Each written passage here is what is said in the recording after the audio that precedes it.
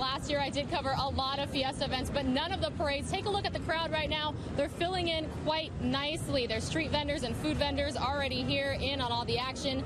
Severe weather can hit anywhere in Texas at any time. That's why it's important to have a safety plan in place to help protect yourself and your belongings.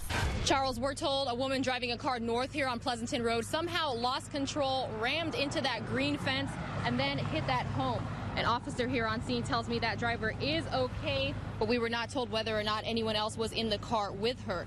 This is called project-based learning, and as you can see, there's some solar panels that are going to power the greenhouse systems.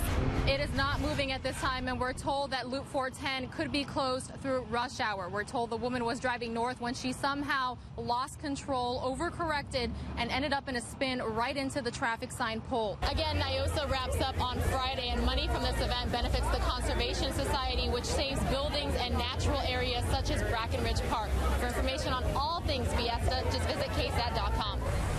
I'm happy, sad, all in one. Mixed emotions for Patrick Clark's mom at Meadow Lawn Cemetery as crews turn the dirt on his final resting place. That's a relief. Been something we've been praying on. God did it on his time. Tragedy struck Clark's family Independence Day 2015. He drowned during a beach trip to Port Aransas. His body was found 2 weeks later, but not positively identified until last year. The remains were mistaken for that of a Jane Doe, since a woman was also missing in the coastal area and were buried in Aransas Pass. Yesterday, Clark's remains were exhumed, paid for by Rest Haven Funeral Home in Sinton, and brought to San Antonio. That was a pain I wouldn't put on nobody. It was a good thing, but it hurt. Today would have been Clark's 23rd birthday. His family wore red to honor him because they say he loves the color. The tight-knit family is trying to spare others from similar pain. Just educate yourself before y'all go to the beach.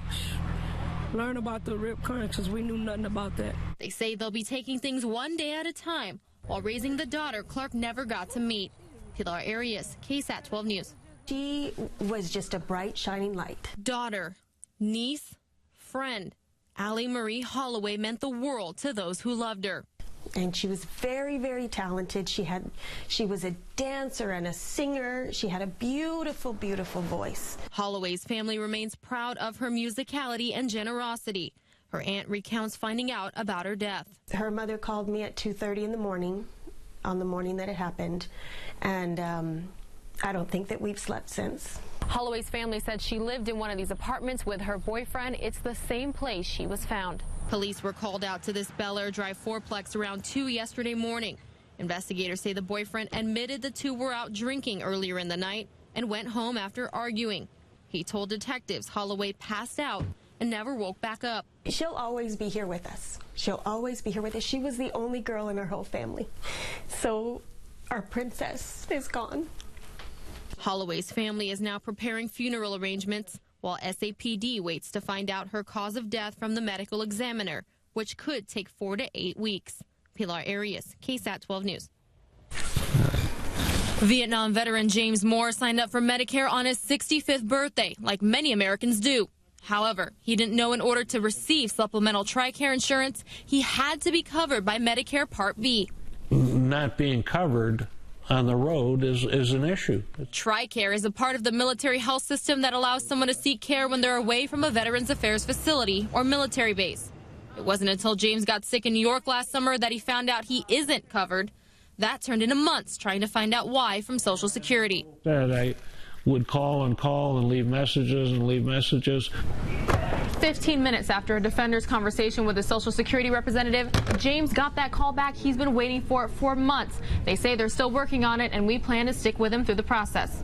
James wishes the initial Social Security employees he worked with understood military retirees' health care benefits and needs, so he would have been properly enrolled immediately. Make sure you do your homework and make sure that you understand exactly what type of medical care is available to you. We're putting what you need to know about signing up for Medicare on our website, so you're prepared from the get-go. For the Defenders, Pilar Arias, KSAT 12 News.